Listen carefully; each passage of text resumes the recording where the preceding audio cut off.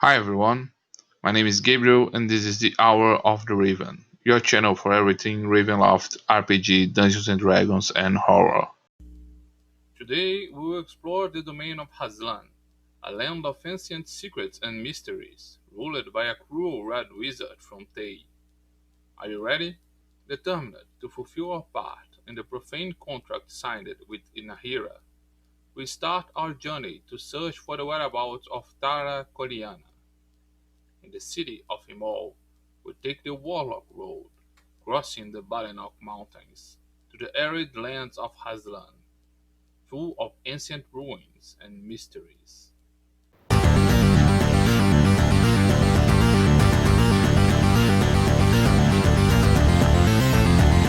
Hour of the Raven.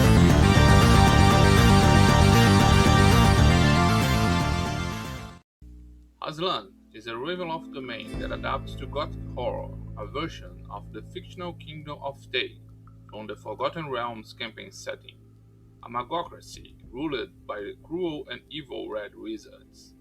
In a campaign setting of low magic like Ravenloft, where the use of arcane powers is seen in many domains with fear, a kingdom ruled by an evil wizard offers an air of mystery and awe to be explored by the dungeon master. The region of Tay in Forgotten Realms is a fictional kingdom, a nation of evil wizards, created most of the time to be antagonists to the adventurers. Although the fictional nation of Tay has no direct relationship with any culture in our world, the descriptions of the arid and mountainous climate and the architecture with domes and minarets of Hazlan brings to my mind similarities with the region of Turkey, Central Asia and Middle East, and cultural influence of Byzantine and Ottoman Empire. The population of the kingdom is further divided in two ethnic groups. The Mulan, the ruling class, have direct references on the Forgotten Realms setting to the ancient Egyptian civilization. The Hashemi, the majority and oppressed population who live under the Mulan tyranny, are a melting pot of diverse references, with aspects of Baltic and Slavic people from Eastern Europe, Russians, Central Asia, Eskimos, and even Nordics. I believe, however, that the main inspiration for the development of the people of the Tay region, the Mulan and the Hashemen, are the literary texts of Robert E. Howard, the creator of the famous character Conan, and the kingdoms of his mythical Iborian age, with the Mulan of Tay being a version of the nation of Stygia, and the Hashemen inspired by the Cimmerians, the northern tribe of Conan.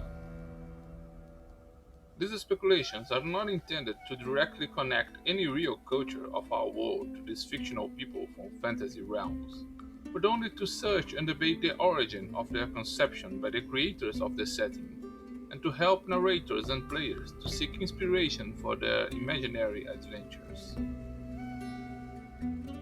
The Hazlan domain is located in the southeastern region of the Ravenloft Core, the continent where most of the domains that compose the setting are clustered.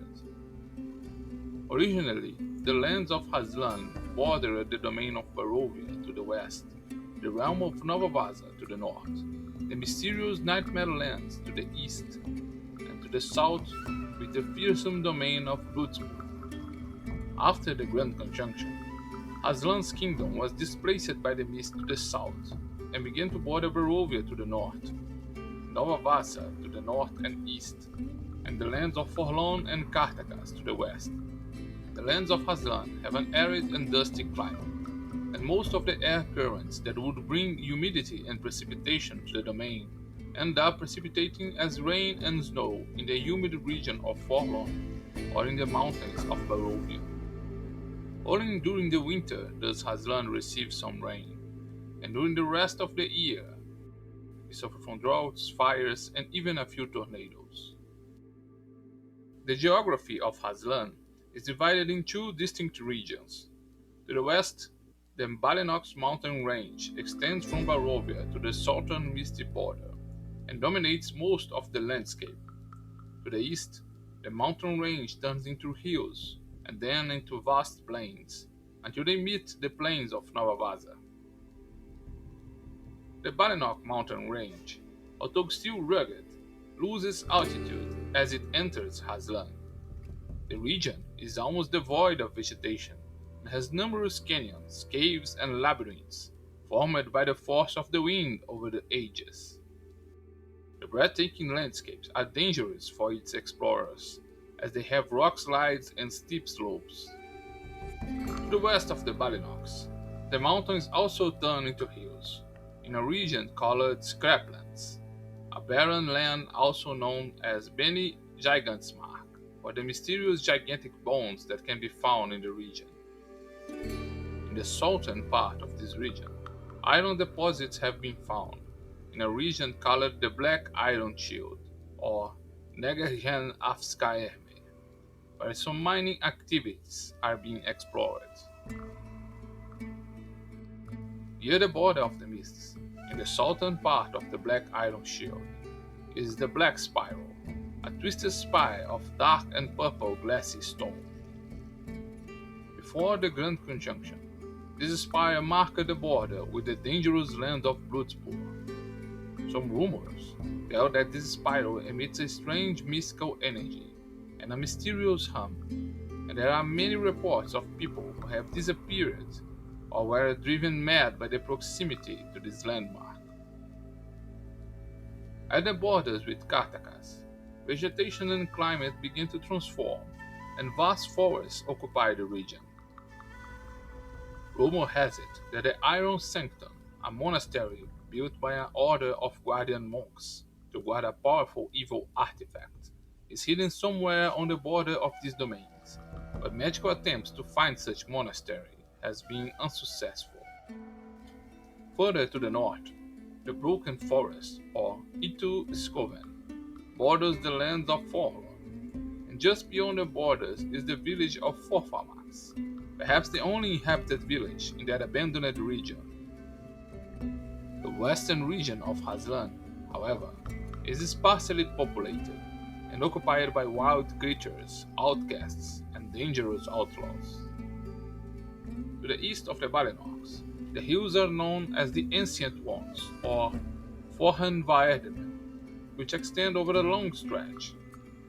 Beyond these hills is the Lonely Plain, also called Ensamar, a region divided in half by the Sunnyset River. To the south of the river, the plains are known as the Dunlands, or Dunland, and have numerous grain plantations.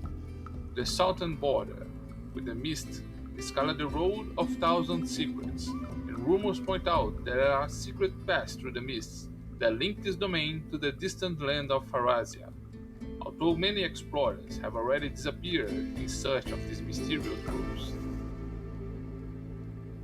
To the north of the Sunnyset River, the plains are known as Ufikbarland, or the Barren Lands, and on the northern border with Nova Vaza is the dreaded Hill of 100 Paths, or Rosh Iden Safraedes Ti Navre.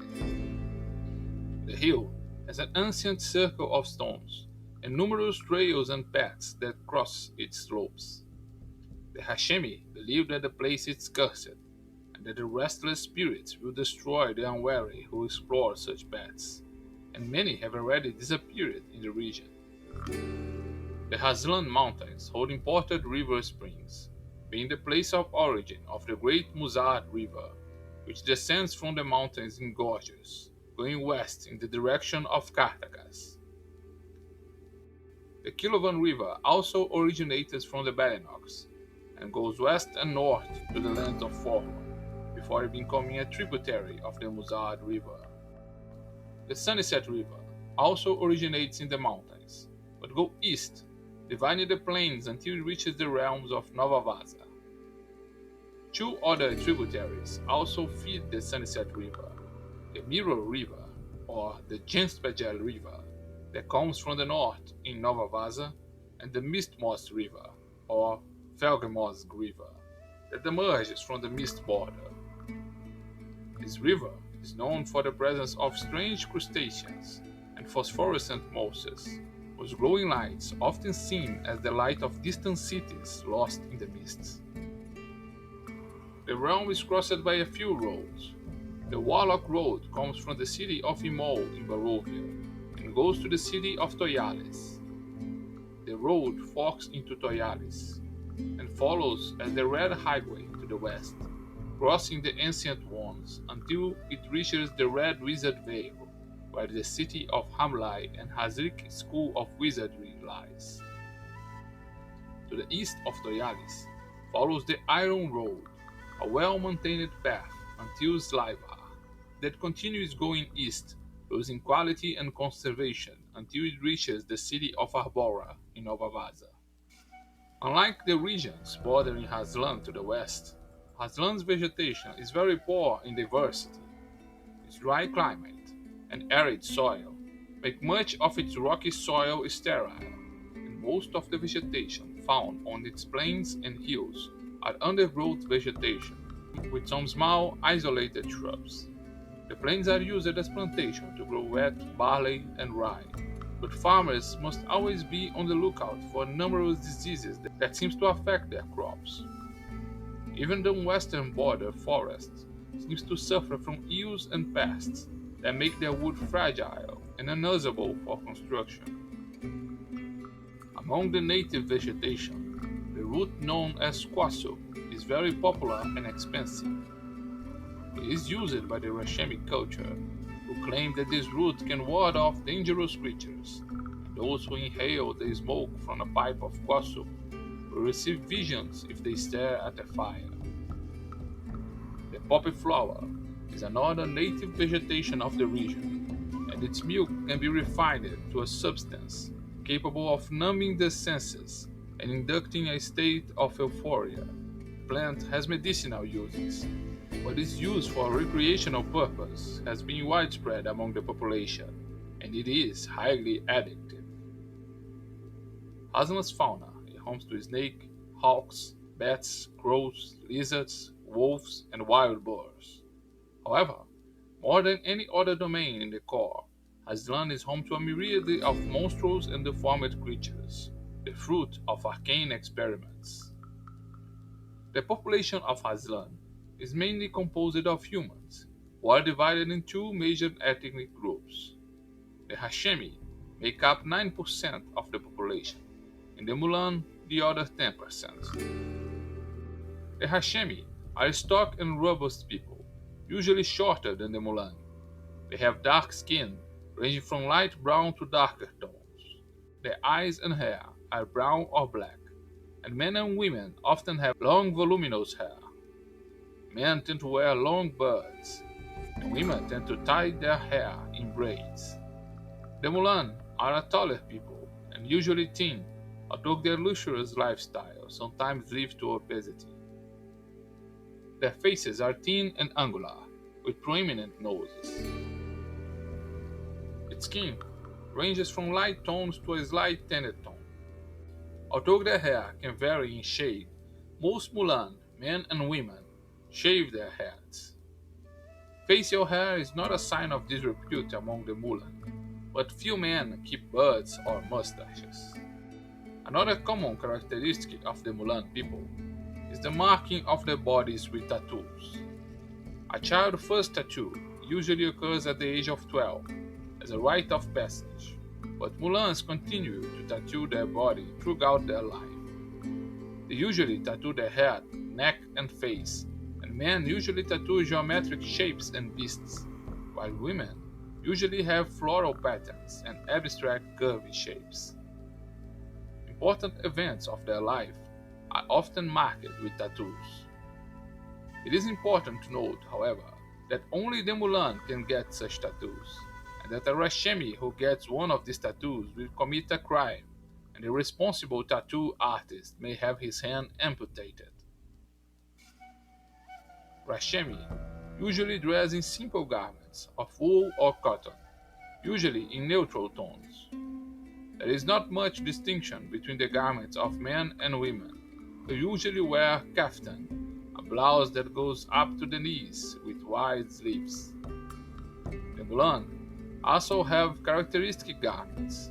They usually wear skirts with long straps at the waist and are not in the habit of wearing pants. Men often walk around bare-chested, while women wear low-cut and open robes. Their fabrics are usually of quality, with colored skins that make it stand out.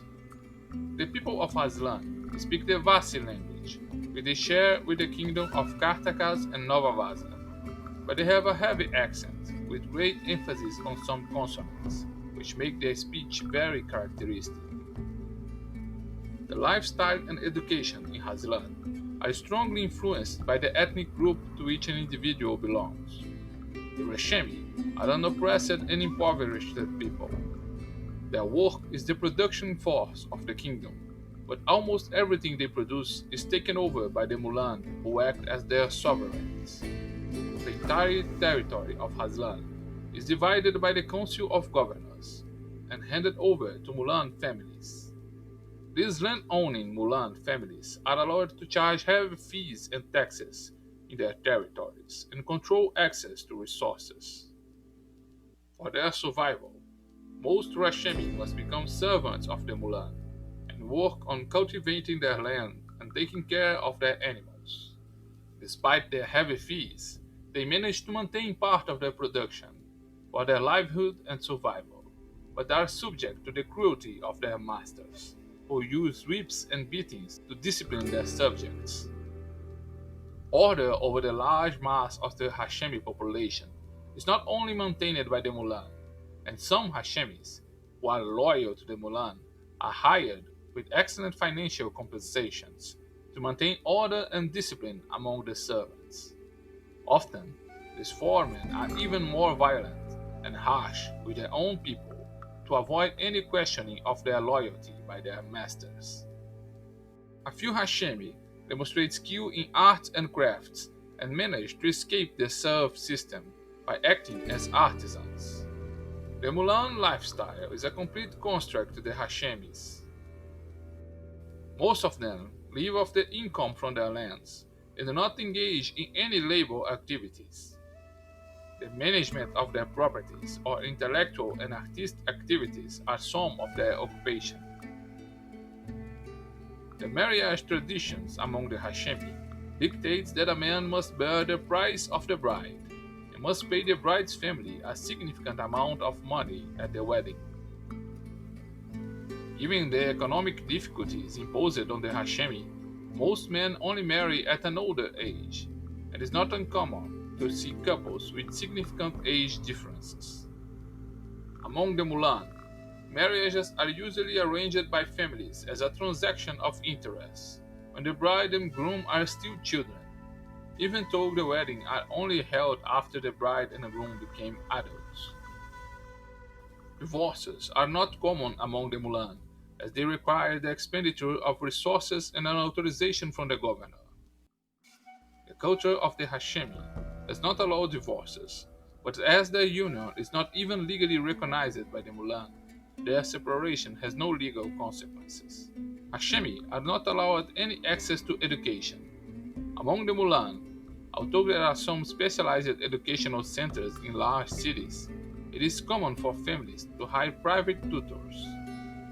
Aslan's most famous educational center is the Red Academy, where new wizards are trained in Hazlik School.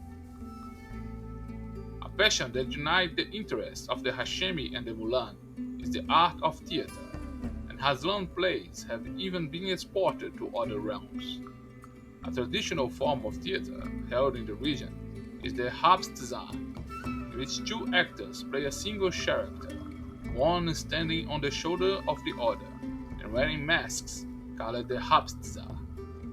Puppet shows and shadow theater are also popular and depict many legends and myths from both cultures. The Hashemi have a diet full of vegetables, supplemented with little meat and cheese. Among its typical dishes is the dolma, made with vegetables stuffed with mashed meat and rice, and the kebab, where meat and vegetables are served on a skewer. They drink a lot of tea and goat's milk, but they also drink a strong fermented drink called boza. Mulan's diet is more diverse, and among the dishes are the fricadelle, meatballs served with vegetable creams, and spadawares, sweet pastries with jam and nuts. The Hashemi lifestyle leaves little room for festivities and celebrations, and they are a serious and suspicious people. The Mulans, for their part, believe in their ethnic superiority, but live in fear and paranoia of one day being victims of their subjects, and constantly feel the need to reaffirm their position of power. The architecture of Hazlan has numerous variations. The Hashemi population usually lives in simple flat buildings, usually of white bricks and unadorned. The architecture of the Mulan is more opulent, known for its characteristic minarets and domes, and with countless architectural adornments and flourishes. Its buildings are usually walled, hiding private gardens and fountains inside. Another landmark of the architecture of this kingdom are the sanctuaries of Bain, the lawgiver. These buildings, made of black stone, are marked by their height, with pointed towers, domes, and statues of the tyrannical divinity. Mysterious ruined windmills can be found in Hazlan, structures abandoned many centuries ago by an earlier civilization. These structures are occupied by the Hashemi, who often paint the walls of these ruins with expressions of their daily life. In fact, throughout Hazlan, other architectural evidence from older and more forgotten civilizations can be found, ruins obscured by the passage of time. The views on arcane magic have changed drastically over the years. In the past, the ruler and wizard Hazlik had imposed a ban to the use of arcane magic, and he was the only wizard authorized to use arcane arts in the entire kingdom. This prohibition was enforced by the Church of Bain, which imposed on its dogmas that such a practice violated the natural and divine order, with the only exception of Hazlik was blessed by their god. After the Grand Conjunction, Hazlik drastically changed his view of magic and created the Red Academy, where he has been training new wizards, even encouraging Hashemis who show talents for magic to specialize under his tutelage. This paradigm shift was met with confusion by the population, and even by the Church of Bain, who now claims that Hazlik had some divine vision for the future to change his guidelines on magic. Divine magic has always been permitted in Hazlan, although only the Iron Faith that worships Bain is recognized. All other users of divine magic are considered demon worshippers or servers of minor deities, vassals to Bain. Another factor that unites the Mulan and the Hashemis is their faith. Deeply religious, they devote themselves to the Iron Faith, worshipping the deity Bain, also known as the Lawgiver. The Iron Faith is the official religion of Hazlan, imposed by the state, and is also the dominant church in the kingdom of Nova Vaza. The Iron Faith preaches the supreme authority of Bain, to whom everyone owes loyalty and obedience. Bain's will and his commands should not be questioned, as well as the hierarchical structure of the clergy in his church. Bain promises power to his subjects, and his church's strict hierarchy creates a network of influence and power for his priests. The rest must remain obedient to their order and law, with the promise that in the afterlife the loyal ones will be received in the Iron Paradise as subjects and vassals of Bain, the Lawgiver. The infidel and disobedient will be condemned to the slave hell, working tirelessly for eternity under the whip of demons. The Iron Faith makes a great effort to remove other faiths from their controlled area. Every time a new faith is found by the Church, the Council of Imperial Divinity is held, but they always conclude or the disqualification or demoting other religions under the Bain authority. This council, for example, concluded that the deities of Ezra and Hala are mere concubines of their god Bain, As a result, the fates of Ezra and Hala had found little room to flourish in Hazlan. Despite this, it's not uncommon for some of the Hashemis, dissatisfied with their condition, to start seeking religious relief in the fates of Ezra and Hala, who gradually began to settle in Hazlan. Hazlan's economy is practically self-sufficient. Despite its arid climate, the eastern plains produce abundant crops of grain and food, and even more exotic products like olive oil, tobacco, and wines are produced on some properties. Poppy production has also spread in the region because of the addictive habits developed by the consumption of its derivatives. Some mining activities are also carried out in the Bainox, extracting iron, lead, and copper. Aslan maintains trade and imports with the city of Imol in Barovia, but its main trading partner is the realm of Nova Vaza to the north. The main product exported by Hazlan, however, is arcane knowledge. The Red Academy School of Magic has been sought as a reference for mystical knowledge, and many of its apprentices has been hired as advisors in foreign nations. The influence that Hazlik can obtain with his apprentice inserted in strategic positions in other domains should not be disregarded. Aslan's highest authority is the Red Wizard Hazlik. For more than 40 years he has ruled Hazlan with absolute authority, and no other Mulan has ever dared to openly challenge his control over these lands. Hazliks appoint among the Mulan families 8 governors, entrusting them with the responsibility of governing a region of Hazlan.